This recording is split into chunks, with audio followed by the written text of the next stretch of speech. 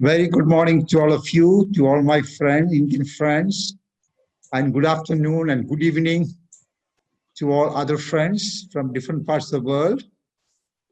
Can you all see my PPT? Yes, we can see you. Can you hear me? Yes. Thank you, Praveen, for your nice organization, and many thanks for the kind invitation for the conference. The title of my presentation is Engineering at Nanoscale, a strategy for developing high-performance functional materials from waste. That's the title of my talk. I'm right now with the Vice Chancellor of the university. And those who are really interested to see my work, you can see sabuthomas.com and iiucnmgu.ac.in. You can see my full profile of the work. What I'm trying to say today is how you can make high-performance materials from agricultural waste, basically from lignocellulosic materials, from starch waste, from fish industrial waste, etc. If you look at the amount of waste we produce worldwide, is very close to 1.6 billion tons of waste, particularly agro waste. And these agro waste are very interesting materials for high performance functional materials. I'm focusing today more on sugarcane bagasse, because worldwide there are a lot of companies manufacture sugar. And then you have the bagasse as the waste, wheat bran and rice bran, corn cob, wheat and rice straw. So lots and lots of agro waste. And these agro waste are not really made use of for starting or making advanced functional materials. So I am presenting a new methodology for circular economy. If you look at the production of waste worldwide, you will find that wood is number one. Wood is number one. And this is followed by bamboo, cotton lint, jute, kenaf, flax, sisal, hemp, quite a lot of fibers you can see. And these fibers are not effectively utilized. Eventually, they all form waste materials. If you look at the plant kingdom or plant fibers, there are lots of positive points. Environmentally friendly materials, they're non-toxic, cost-effective, they're abundant, non-abrasive, they have excellent acoustic and thermal insulation properties, high specific properties, they are underutilized. If you look at the plant fibers, you can extract cellulose from the bast of the plant. We call it as flax fiber or hemp fiber. If you extract from the leaf, see pineapple, you can see, or sisal from the leaf. From the seed you can extract. Good example is coir. We have plenty of coir in Kerala. Kerala is the land of coconut trees. We can have fibers from bamboo or elephant grass. Let me show you the banana plant. This is a fantastic natural resources. You can extract from the stem. Oil palm you can extract from this empty fruit fronds. See? This is also a fantastic source of cellulose. The leaf of the pineapple plant. You can see coconut this is a fantastic source of coconut fiber. If you look at the cost of this material, if cotton is given index of 100, you see the price of rest of fibers, jute, sisal, coir, wood, they're all relatively inexpensive. And if you make a comparison with synthetic, for example, glass fiber, they are actually much cheaper.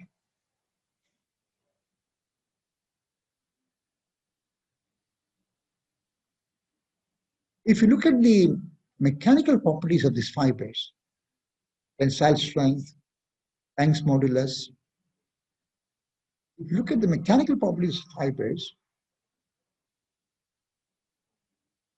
you will find that the mechanical properties of fibers are really good. Look at the density of this material. Density of the material is 1.5, 1.6, but density of glass is very high. So if you look at the specific mechanical properties, property divided by density, they are better than glass. They are better than many of synthetic fibers. If you look at the chemistry of these fibers are essentially cellulose. And cellulose is a wonderful molecule. And this molecule has excellent functionalities. You can see hydroxyl groups. These hydroxyl groups could be modified. So you can do lots of chemistry on the surfaces. You can make the surface hydrophilic, hydrophobic. Essentially, they are hydrophilic, but you can make it hydrophobic. This is the structure of hemicellulose. This is the structure of lignin. It's a composite hydrocarbon. Very fascinating material, lignin too. If you look at the plant fiber as a whole, you can see three hierarchical structures. This is a micro level. This is a macro level. Microfiber, and if you go further down, you have the nanocellulose. These are nano. Plastic nanocellulose. So what we are trying to do is we are trying to extract these nanocellulose from these microfibers. So my group is very active in extracting nanocellulose from these microfibers. Nanocellulose is an excellent platform for sustainable development because of the high water holding capacity, high crystallinity, high strength, low density. So it's a wonderful platform for sustainable development. If you look at the manufacturing of nanocellulose, we can manufacture by different ways. We can manufacture by high pressure homogenization process. We can manufacture by grinding process, super grinding. They are excellent grinding process introduced by the Japanese researchers. Cryo crushing process, high intensity ultrasonication process, acid hydrolysis, steam explosion. There are a variety of techniques by which you can make this nanocellulose. So these are all well-documented literature. I will skip these slides. So what we are doing in our laboratory is basically steam explosion process. You can see this is a microfiber. The microfiber is subject to high pressure and temperature. And then what we do is we release this pressure suddenly. Look at the pressure we apply, 137 Pascal pressure. And temperature is very close to 150 degrees Celsius. And suddenly we release the pressure. So then we have an explosion process that open up the cellulose, and you can remove lignin hemicellulose by chemical hydrolysis. That's the mechanism. If you look at my laboratory, what we do is my students collect agro waste from the agricultural field. Then they do an alkyl treatment to remove lignin hemicellulose. This is also very interesting material. So we have a lot of interesting projects with lignin. Then we have a slurry. This slurry is subjected to acid hydrolysis and steam explosion process. Then we go for a homogenization. And finally, you know what we get? We get wonderful. See, starting from agricultural waste. If you start for 100 grams of this material, you will end up in something like 25 to 30 grams of nanocellulose. And if you want to have nanocrystal, very small one, you use a strong acid, then you can get nanocrystals. This picture, the work of Professor Xu and Group, they made both nanocrystal and nanocellulose. If you use a light acid, you get long nanocellulose. If you use a strong acid, you can kill all these amorphous phases. These amorphous phases. You can get short nanocrystals. If you summarize the total manufacturing process, you collect the cellulose waste, subject them to chemical treatment, mechanical treatment, acid hydrolysis. You go for dialysis to remove the acid residues, go for homogenization, and finally you get nanocellulose viscose. If you use a strong acid, you get viscose. Look at the beauty of this material. The modulus of this material is 130 gigapascals. Normal modulus of a polymeric material is polyethylene, polypropylene, thermoplastic is 2 or 3 gigapascals. Look at the tensile strength, 10 gigapascals. I wanted to show you the nice work of Muhammad. Muhammad made fantastic nanocrystals from wood. By acid hydrolysis, you can see fantastic nanocrystals. I will show you by the production unit in our campus, in my laboratory. My students collect raw fiber from agricultural resources, agricultural field. Then we wash them with water. Then we subject them into steam explosion process, bleaching process, acid hydrolysis, mechanical agitation, and finally we get beautiful nanofibers. It's a very simple process. Let me also show you the dynamics of the enrichment process. If you look at the raw fiber from the plantation, the cellulose content is 64.04 for the banana. After steam explosion process, look at the banana content goes up and we are removing hemicellulose and lignin. After bleaching, look at the cellulose content, 95.86. We could achieve up to 98% in certain cases. Let me show you some of the IFM pictures of the banana nanocrystals. Nanocrystals derived from banana fiber. My former coworker right now, he's a visiting fellow in the US. He made beautiful nanocrystals from banana stalk. These are all IFM pictures. We also made nanocrystals from wood flour. This is a long cooperation with Sweden. You can see my PhD student went to Sweden and in Luleå, and we have made beautiful nanocrystals from wood flour. So we are a very long India-Swedish cooperative program.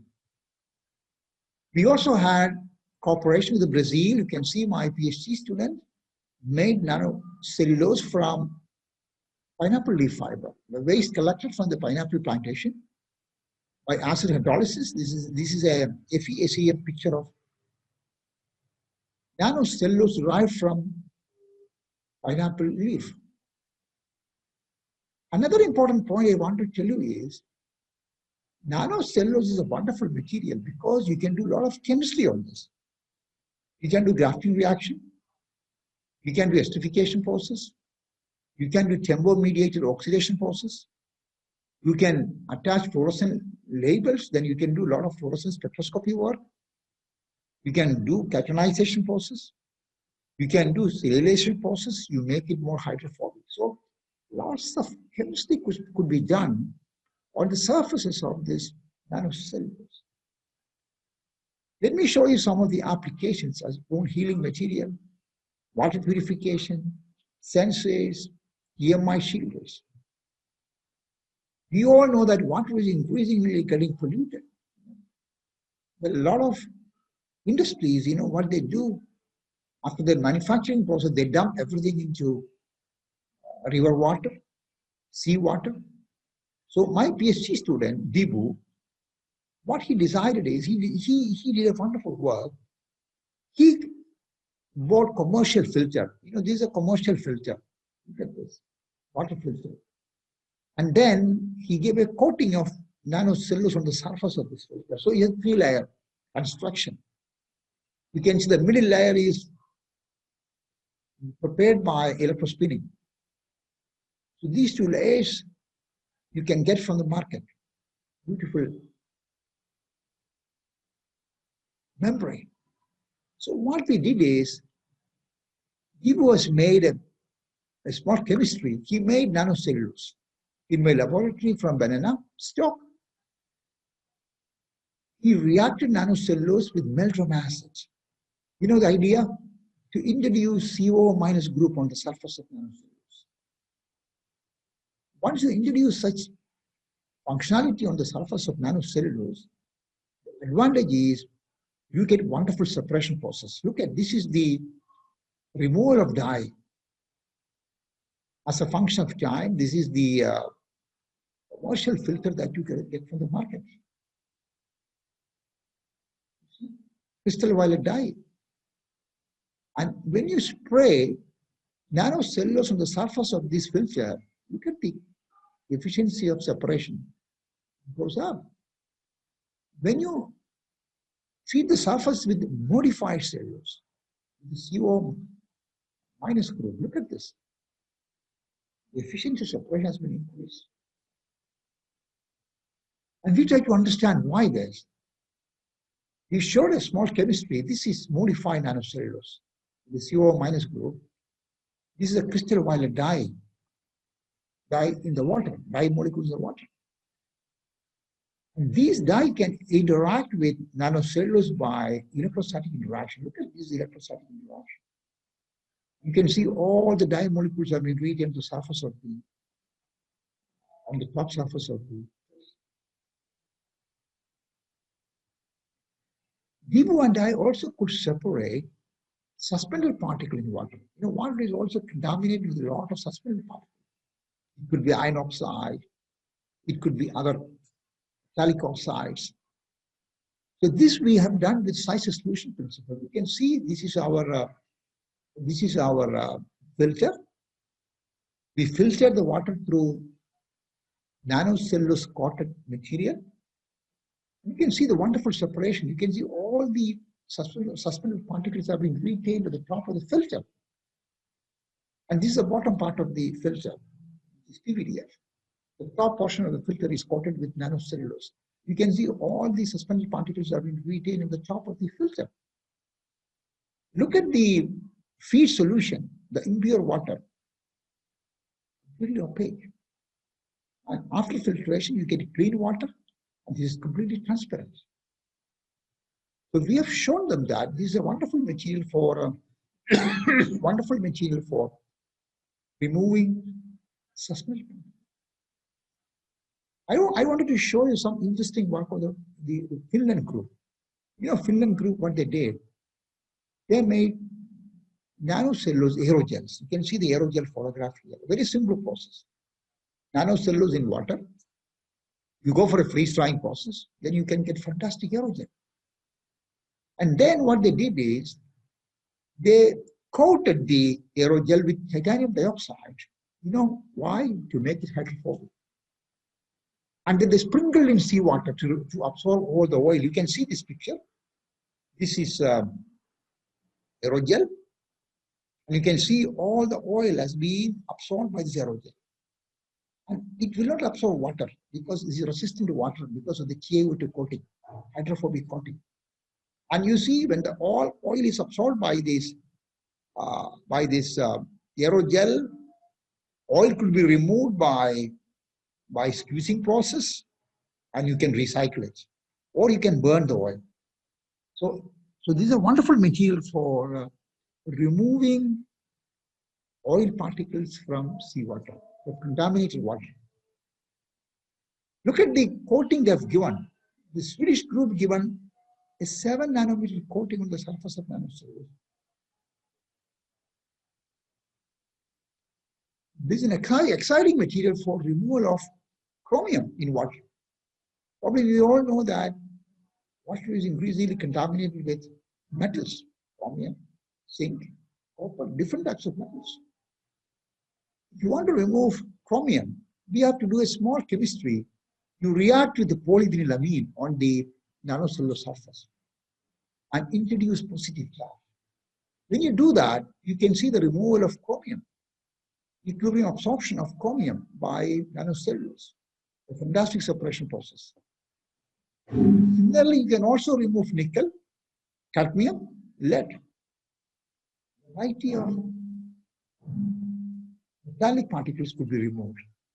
You can see this is rice straw, this is cellulose fiber, this is nanocellulose. So all these metallic nanoparticles, nickel, cadmium, lead, all could be removed. If you work in nanoscale, the separation efficiency is much higher. You can see rice straw, cellulose fiber, the second one, the red one is nanocellulose. The efficiency is so high because of high surface area. You can also remove bacteria and viruses from water.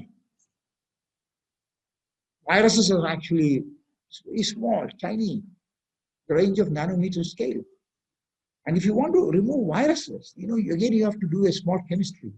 You make the surface of nanocellulose positive. If you do that, you can remove viruses. Bacteria are actually quite bigger in size, so you can remove by a size exclusion principle. The size are very big, so they will be retained at the top of the filter. So this is a very good platform for removing bacteria and virus. Nanocellulose is also a good material for scaffold. You can see gentleman suffering from high degree of burning on the surface of his face. And his face is completely covered with nanocellulose. You can see nanocellulose is extremely porous. The tissues can grow quite rapidly. So this is an excellent scaffold for tissue regeneration. Those who are really interested can look at the biomacromolecules paper. I want to show you something interesting we have done with Brazil. Our Brazilian collaborators made polyurethane. It's an excellent material for hot water.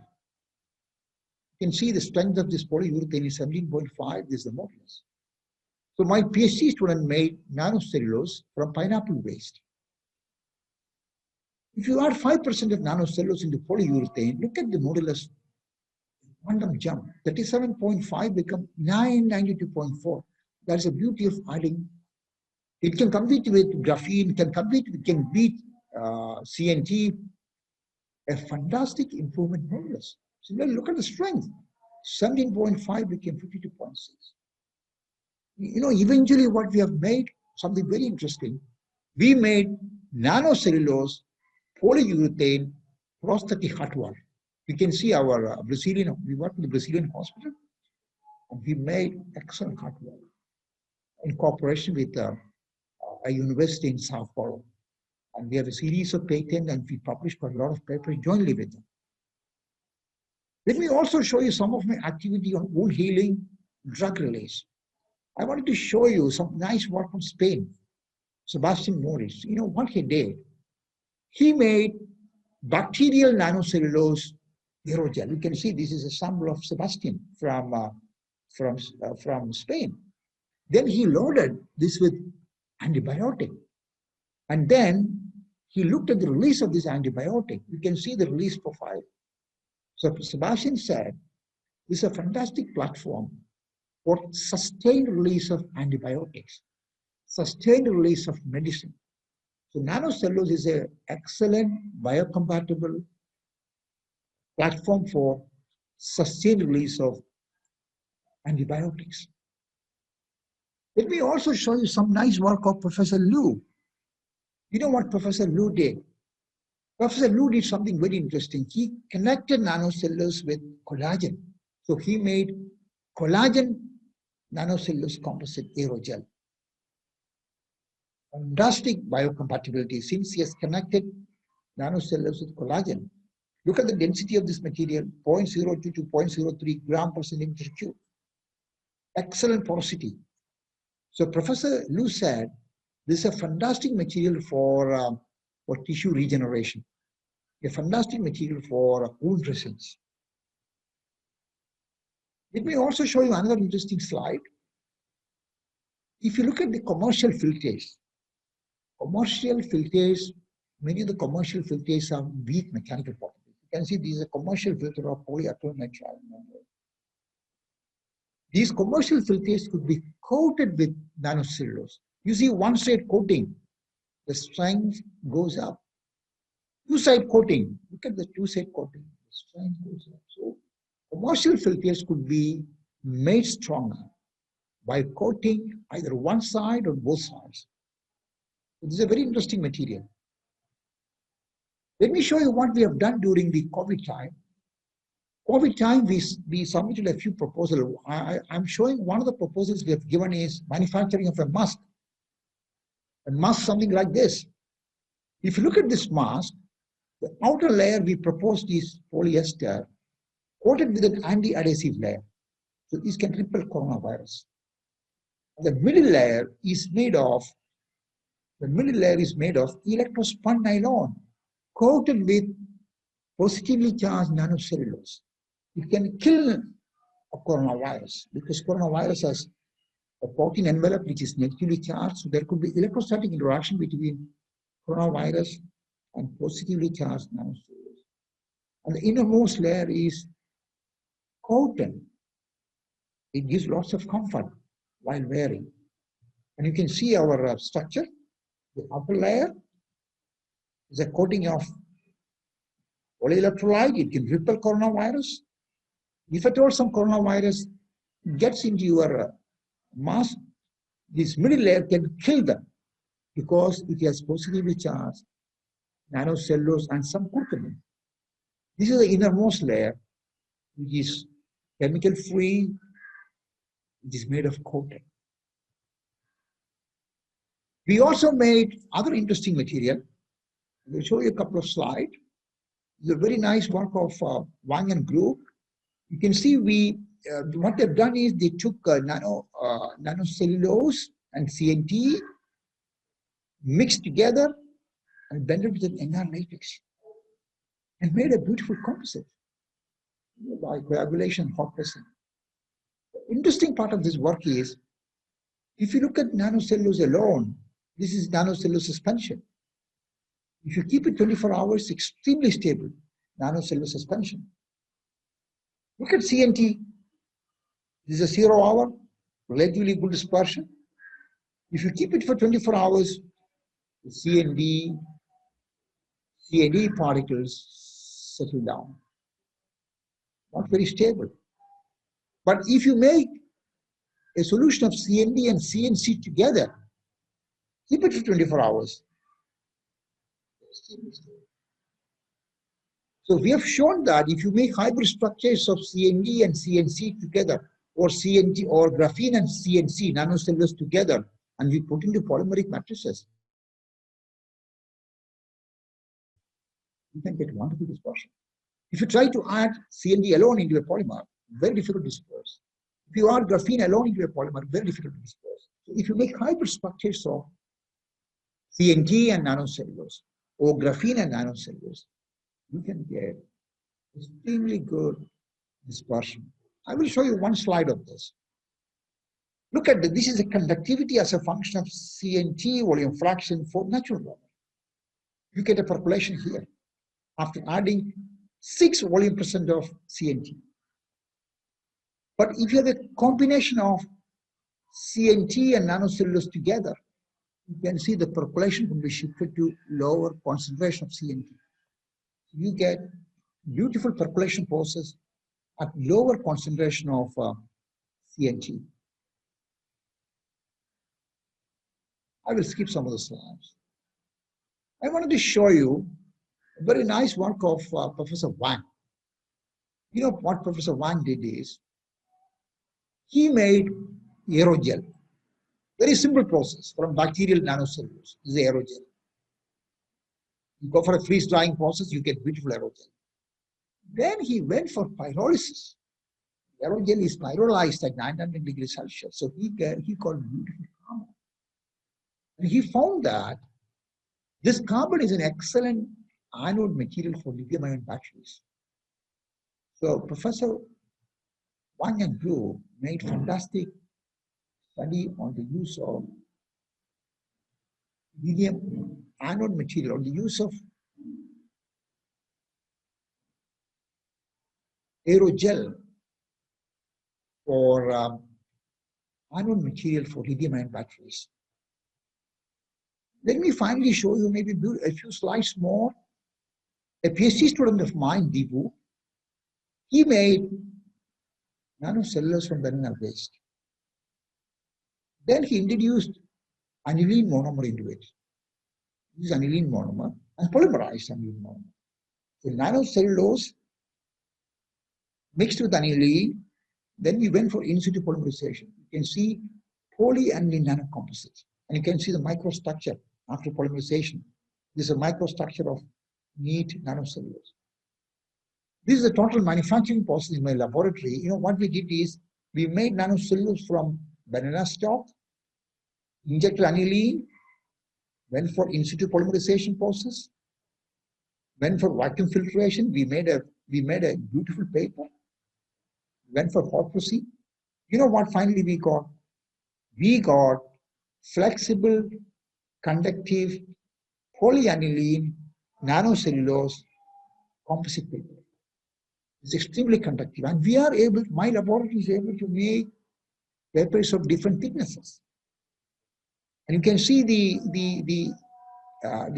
microstructure of this is the microstructure of the composite paper. This is the microstructure of the neat nanocellulose paper.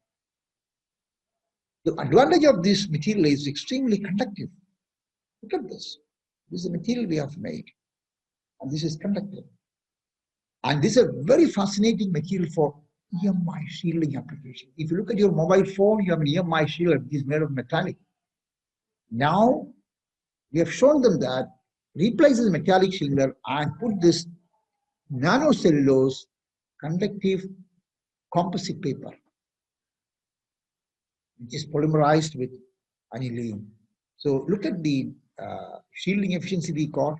We got up to 24, 16, depending upon the thickness. This is actually, this is 0.75 mm paper. This is 1 mm paper. 1 mm paper we got something like 22, 23 dB. This is sufficient for mobile application. Give me also a couple of slides on our work on chitin. Chitin is a very interesting material. So what we do is we make chitin from the crab shell or prawn shell. So my PhD students go to the market and collect all this waste. And then we extract chitin. Very simple process, acid washing. And then we are able to make, look at the chitin, nano chitin we have made in the laboratory. Beautiful chitin biscuits we have made. And these chitin biscuits are very interesting material. I will show you maybe 1 or 2 slides. You see, this is a chitin molecule we have made in the laboratory. And this chitin molecule could be transformed into hydrophobic. We do a simple chemistry and you put a lot of hydrophobic branches. These are all hydrophobic groups on the surface of chitin. Once you do that, the hydrophilic chitin becomes extremely hydrophobic. And this is an excellent additive for oil. I will show you the measurement. This is neat chitin. See, this is hydrophilic.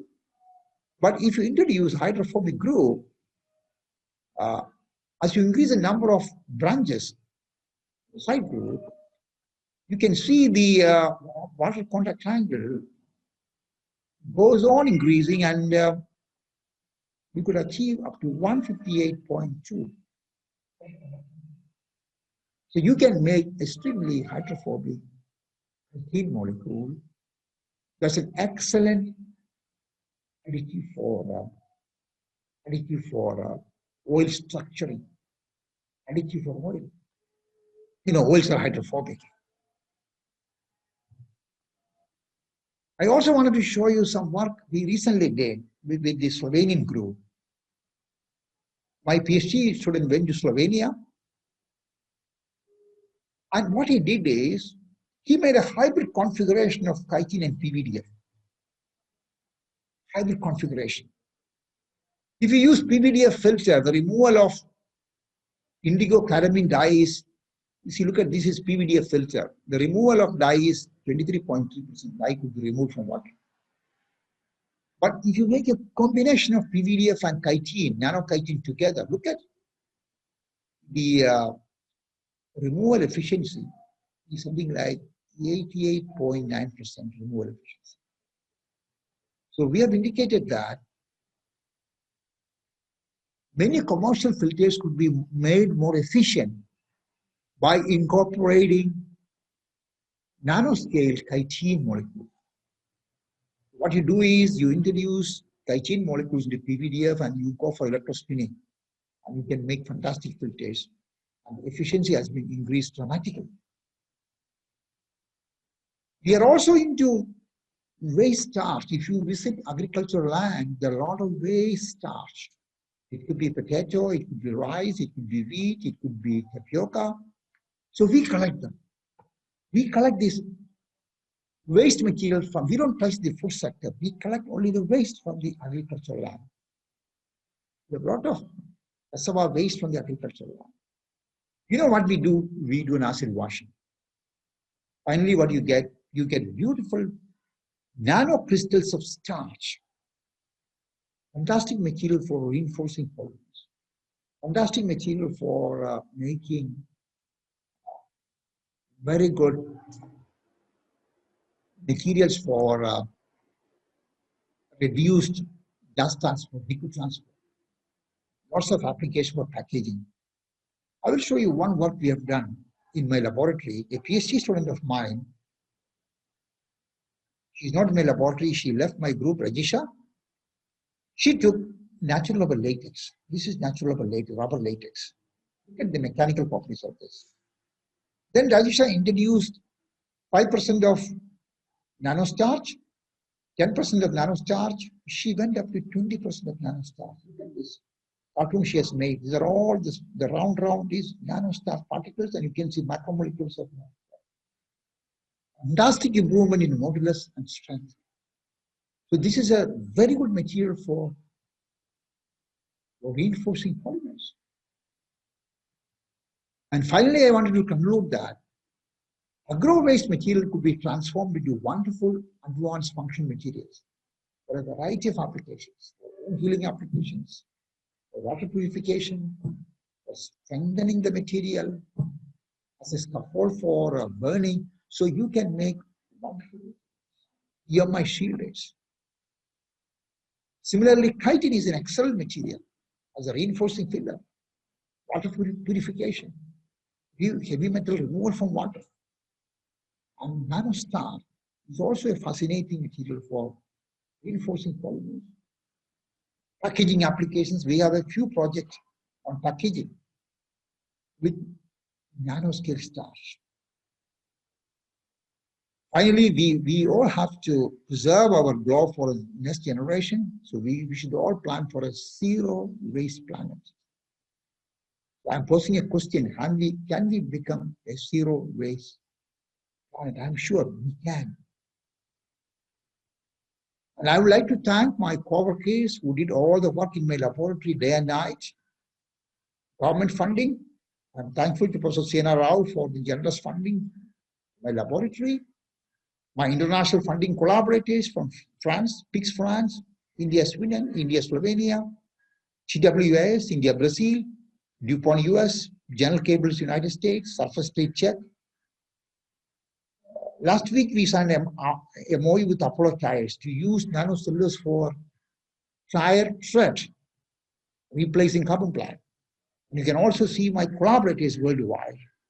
So Daniel from Brazil, my colleague Nanda Kumar Kalrikal, Alcides from Brazil, Fernando from Brazil, GP Matthew from Sweden, Yves Rockens from France, Maya John from South Africa, Didier Ruxel from France, Miran from Slovenia, Euros from Slovenia. So I have lots of collaborators, and my students also travel to these countries and do some of the interesting work. You can see my group, chemistry group. Professor Yves Rockens visiting us. So this photograph we have taken. You can see me here. And this is our nano group. You can see our director Nanda Kumar. We have our visiting students from Africa, Malaysian students. So I'm located here, the southernmost part of India, Kerala. Most welcome. When the pandemic is over, you're all welcome to visit us. It's fantastic weather, not very cold, not very hot. And we have very beautiful mountains. And we also have very beautiful, backwaters, seashore. Some pictures of Kerala, Kathakali, backwaters, very old temples, houseboat. You are all welcome to visit us after the pandemic. This is our university campus. You can see chemistry, nanoscience. I am sitting in this building now as the Vice Chancellor of the university. And I'm organizing a conference, 100 years of macromolecular science. An international conference is planned in the campus, the webinar, 11, 12, and 13 of November. So you're all welcome to celebrate 100 years of macromolecular science. Macromolecular science was started 1920 by the hypothesis proposed by the German Nobel laureate, Professor Staudinger. So we are celebrating 100 years of macromolecular science in the campus. We have another face-to-face meeting coming in April. I hope by the time the pandemic will get over. And I'm also editor of this journal. It is also part of your conference, Nanostructures and Nano Objects. Now the site score is 5.6. So I request all of you to submit your interesting papers to this journal. And we have very strict international referee process. So thank you very much for your patient hearing. Have a very nice day. Thank you. Thank you, sir.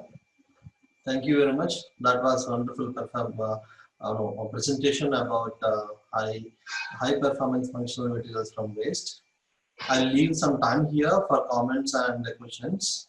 We can ask Professor Sabu Thomas from, if anyone have any questions or comments, you can please ask.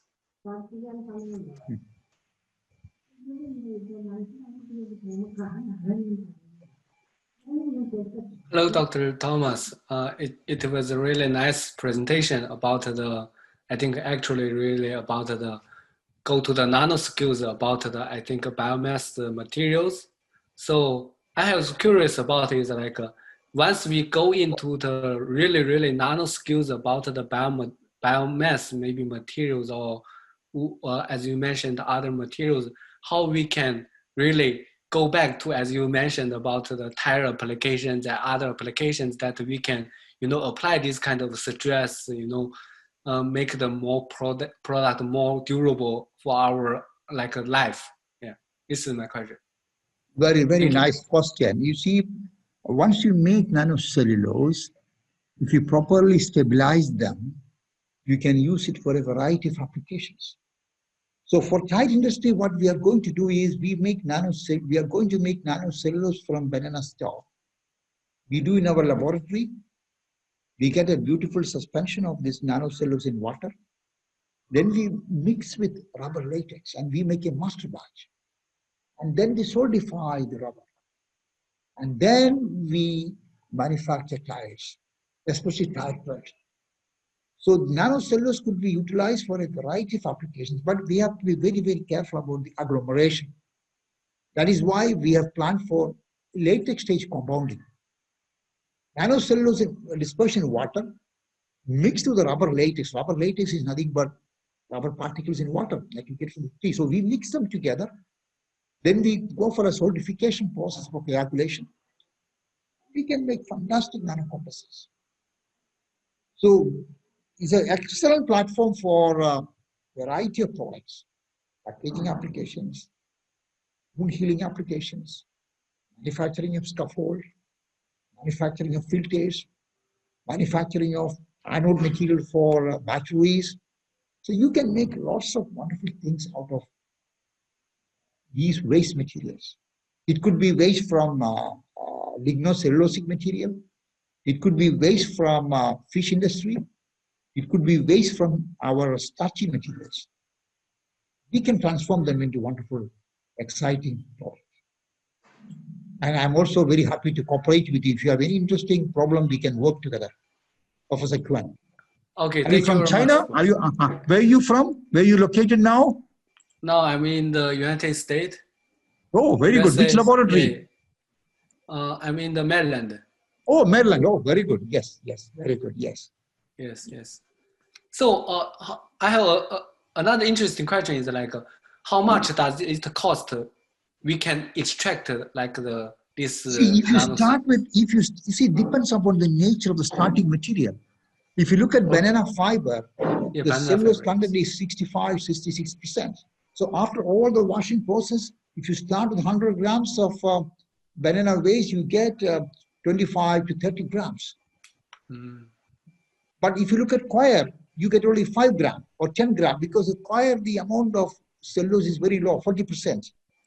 So if your starting material has high cellulose content, then you get pretty high amount of nanocellulose. Cotton, almost 89% of cellulose. So you get good content of nanocellulose. Thank you.